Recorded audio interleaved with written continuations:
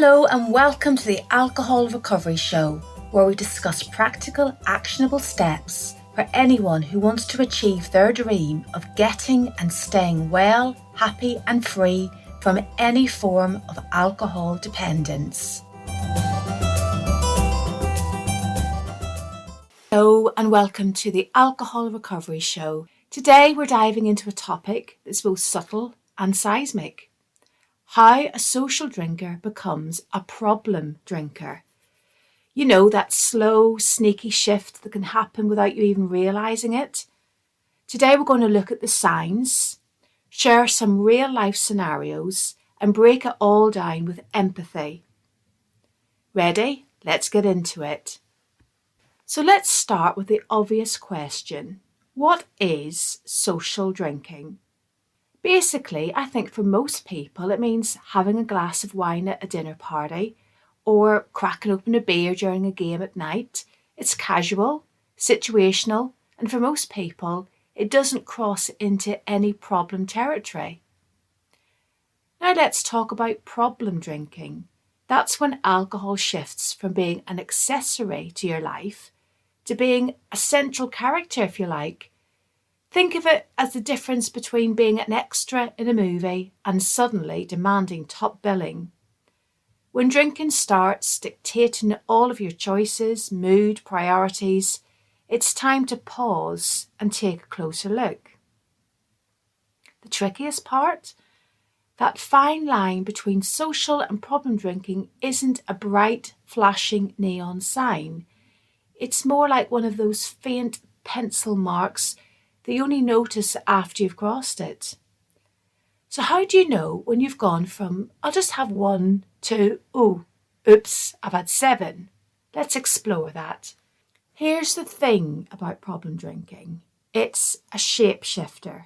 It's sneaky. It doesn't announce itself with a drum roll. Instead, it creeps up on you in small, everyday ways. Let's break it down with a few scenarios. And if any of these feels familiar, remember there's no judgment here. We're here to understand, not to shame. So first off, if you're drinking alone, social drinking by definition is sociable. It happens with other people. If you're pouring yourself a drink after work and the only company you've got is Netflix, it's worth asking why. Sure, we all need a little bit of me time now and then, but if drinking solo becomes your go-to, it might be a red flag. I would suggest trying substituting that glass of wine or beer or bottle of wine or case of beer with a nice hot chocolate or some special tea. And if that becomes a problem, if you find it's really difficult, that could be a major red flag. Maybe you're drinking to cope. Long day at work? Drink. Argument with your partner? Drink. Got a parking ticket? Drink. When alcohol becomes your default way to handle stress, sadness, or even boredom, it's no longer just a social thing. It's a crutch. Have you ever told yourself, I'll just have one drink, and then somehow you end up on your 3rd tequila shot? Yeah, a lot of us have been there once or twice. But if overdoing it becomes a regular pattern, it's a sign that moderation might be slipping through your fingers. Another question to ask, is your drinking affecting your responsibilities? If you're showing up late to work because of a hangover, forgetting to pick up the kids because you've lost track of time at the bar, if alcohol starts interfering with your responsibilities, that is a major indicator that it's taking up more space in your life than it should. If someone casually asks, hey, do you think that you're drinking a bit more lately? And your response is, why are you attacking me? Basically, you're getting defensive about your drinking. Well, that's worth examining. When we're defensive about something, it's often because deep down we know there's a truth in it. And finally, you're planning your life around alcohol.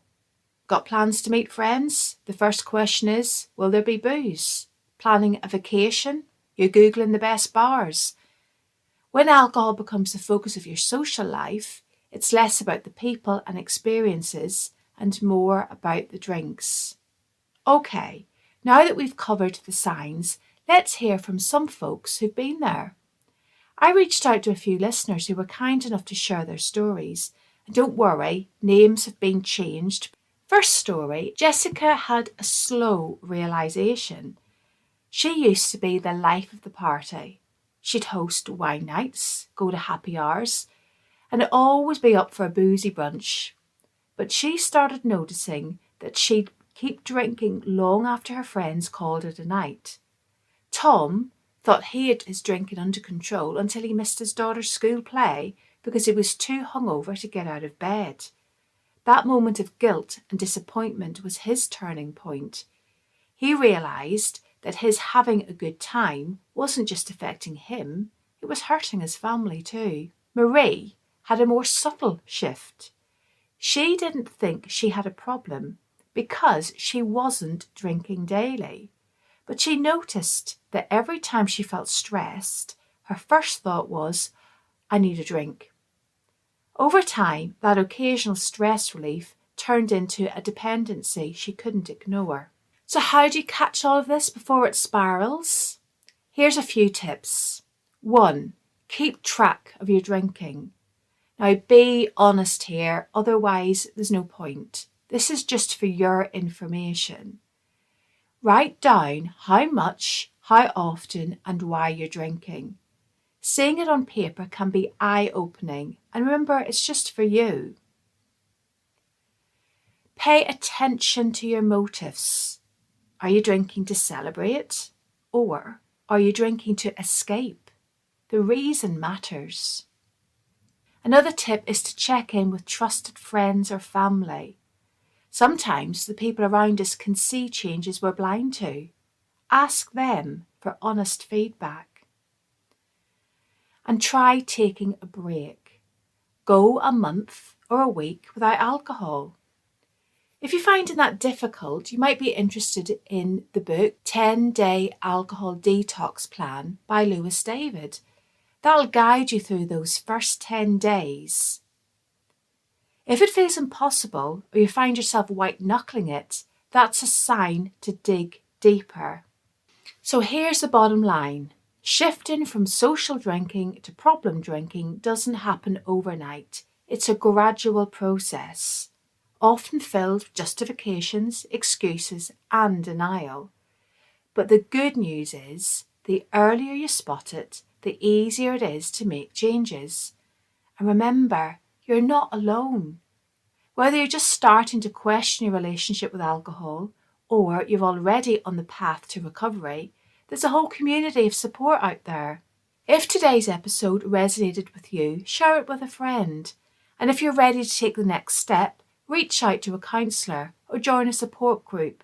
And remember, there are many resources on the winspress.com website to help you. Many of them are free. There are various meditations. All our podcast episodes are on that site. There's a free blog to subscribe to, soberwinners.com, for more information, as well as an array of books. Thanks for tuning in today. And remember, recognizing the signs is your first step towards rewriting your story. So, until next time, take care of yourselves and each other. Cheers to a healthier, happier you. Until next week, thanks so much for being here. Bye for now. Bye. Bye.